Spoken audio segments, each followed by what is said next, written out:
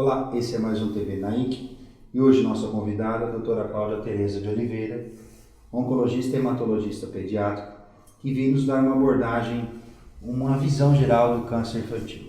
Sim. Obrigado, doutora Cláudia. Eu gostaria de você nos comentasse quais são os tipos mais comuns de câncer na pediatria. Acho que é importante a gente falar que os tumores pediátricos, eles são doenças muito raras, né? Eles correspondem a aproximadamente 3% dos tumores dos adultos, do total dos tumores dos adultos. Mas os tumores são a primeira causa de óbito em criança de 1 a 19 anos.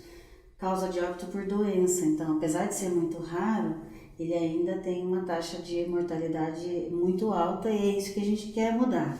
Em relação aos tumores mais frequentes, o que a gente tem são as leucemias, que correspondem a mais ou menos 1/3 dos tumores da infância, seguido de tumor de cérebro, né, de sistema nervoso central, e depois de linfoma, que é um outro tipo de doença do sangue também. Ótimo. Doutora Cláudia, esse programa ele faz conexão trazendo informação, então é isso, trazer para a população, para os nossos telespectadores, para todos nós que nos assistem, essas informações. Como a criança encara a doença, a neoplasia? É diferente do adulto? É muito diferente, né? E também é muito diferente a depender da faixa etária. Então, se a gente for pensar em criança até 12 anos, 10, 12 anos, que ainda não é adolescente, eles encaram muito tranquilamente. A gente tem sempre o cuidado de explicar para essas crianças como é que é o tratamento, o que pode acontecer. Eles sabem que vão ficar carequinha, eles sabem que tem que internar, a importância do remédio, sabem até o nome das medicações. Mas eles não têm a noção da gravidade disso, de como isso interfere na vida deles. Já o adolescente, ele está naquela fase cheia de planos, cheia de expectativas. E você fazer quimioterapia na adolescência é muito complicado, porque eles não têm maturidade para entender tudo isso, mas eles têm aquela ansiedade própria do adolescente, né? Então, eu diria que na fase pré-adolescência e criança pequena é muito sossegado, e que na fase da adolescência e adulto jovem já é mais complicado por conta disso que eu comentei. O tratamento de câncer, doutora Cláudia, é um tratamento que envolve a família. Não dá para se tratar uma pessoa, é uma coisa que envolve todas as pessoas participam. Qual é o papel dos pais no câncer infantil? É importante a adesão dos pais? Como você vê um divisor de água, quando adere, fica junto? Você deve ter visto várias situações já. Sim, na verdade, os pais são fundamentais em ajudar que esse relacionamento entre a gente, a criança, a equipe e a criança flua de uma maneira natural. Eles são fundamentais na hora das medicações, no momento de entender quais são as complicações que podem ser fatalmente muito graves e tem definitivamente muito graves e vir para o hospital e aí podem ser fatais, enfim, o que é mais leve, o que não enfim, eles são fundamentais. O que a gente trabalha com essas famílias, e aí a equipe multiprofissional é muito importante, é manter a tranquilidade, quer dizer, tentar encarar o tumor como uma doença, como outra qualquer, que a gente sabe que não é, mas entender que eles vão ter que ter vamos dizer assim, um gap aí na vida deles durante esse tratamento. Por exemplo, ou o pai ou a mãe vão ter que dar uma parada para ficar em cima dessa criança durante o tratamento. E eles são muito importantes, porque, por exemplo, na leucemia, que é a doença que é mais comum, o tratamento são 2 anos. 6 meses são muito intensivos com esses pacientes internados e vindo 2, 3 vezes por semana no ambulatório. Mas 1 ano e meio, que é a fase mais importante talvez do que até essa fase inicial, eles têm que tomar medicação via oral em casa. Então eu dependo que a família respeite o tempo de jejum, que dê todo dia no horário certo, que faça parte deles. Porque se eles não fizerem a manutenção de uma maneira adequada, a leucemia vai voltar. Então eu diria que 1 ano e meio do tratamento é muito mais dependente do familiar e do cuidador do que do hospital propriamente dito, né? Sim. Doutora Cláudia, então o câncer infantil, como todos os outros, depende muito do aspecto familiar.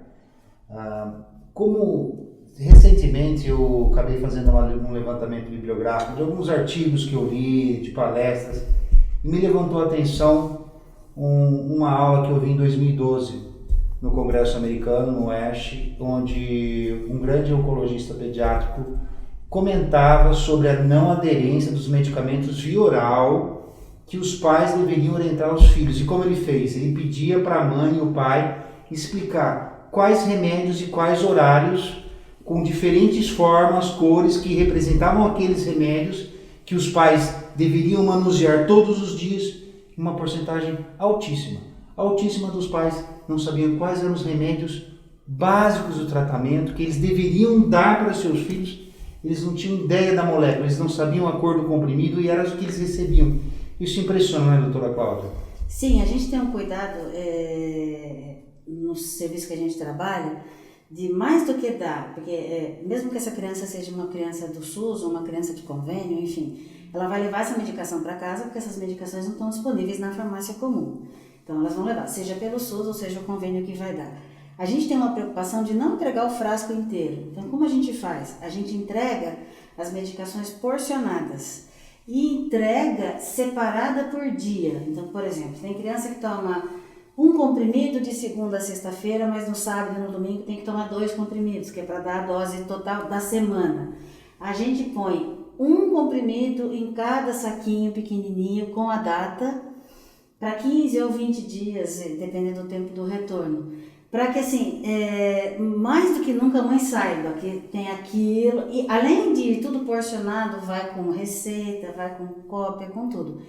Mesmo assim, às vezes não vai legal. Então, assim, eu já fiz com cor. Atualmente eu tenho um problema, que é um problema, na verdade, mas assim, é uma coisa atípica, que eu tenho uma criança que os pais são surdo-mudo. E a menina não é surda-muda.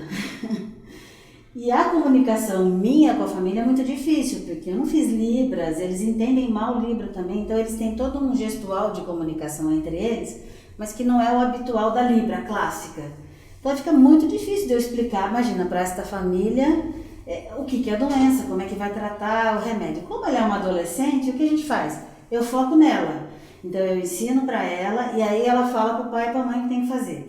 Aí não bastasse eu falar, a enfermagem vai e fala, o farmacêutico vai e fala, a assistente social vai e fala. Toda a equipe multi faz o mesmo processo para a gente garantir que essa criança tenha entendido e tome a medicação, entendeu? Então, são coisas atípicas que a gente vai aprendendo a lidar no meio da vida aí, né? Da conjuntura. Sem dúvida, geral. muitas vezes isso não estão nos livros, né, doutora Cláudia? Exatamente. E percebemos a importância que tem o cunho familiar e a adesão do paciente ao tratamento. Sim. Doutora Cláudia, a evolução na oncologia pediátrica nos últimos 10, 15 anos, em termos de tratamento, tem se evoluído, em termos de diagnóstico mais preciso? Como que você vê isso? Na verdade, o que é muito importante em oncologia pediátrica é o que a gente chama de diagnóstico precoce. Né? Os tumores, não existe check-up para criança, não existe exame preventivo para criança. Né? Então, o que a gente sempre orienta é que se a criança tem alguns sintomas, que numa boa parte das vezes são sintomas habituais de doenças comuns da infância, que essa criança procure um atendimento médico, um pediatra, um clínico, enfim. E aí o que a gente faz se existem alguns detalhes desses sintomas, podem nos sugerir que isso possa ser tumor pediátrico, aí ele vem para o especialista.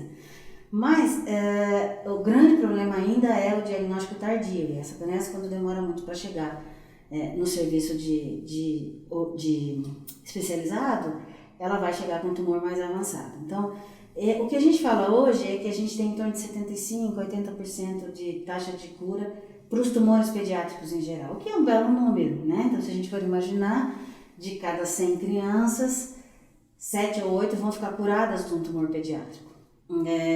Mas a gente gostaria que fosse 100, né?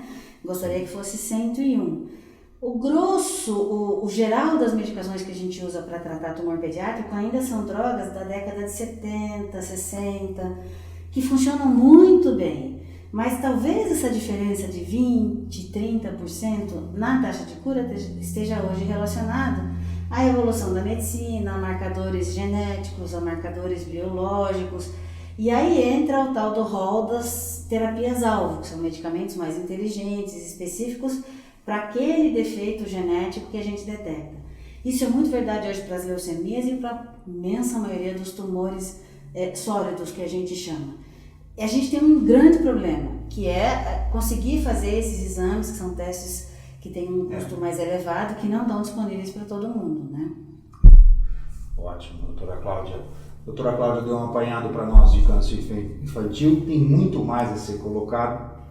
Esse programa ele faz conexão, trazendo informação de qualidade. Doutora Cláudia, eu gostaria de agradecer a sua presença aqui no nosso TV Nike. Muito obrigada. Você é sempre convidada nossa aqui, pela sua experiência, expertise, né, nessa área de crianças.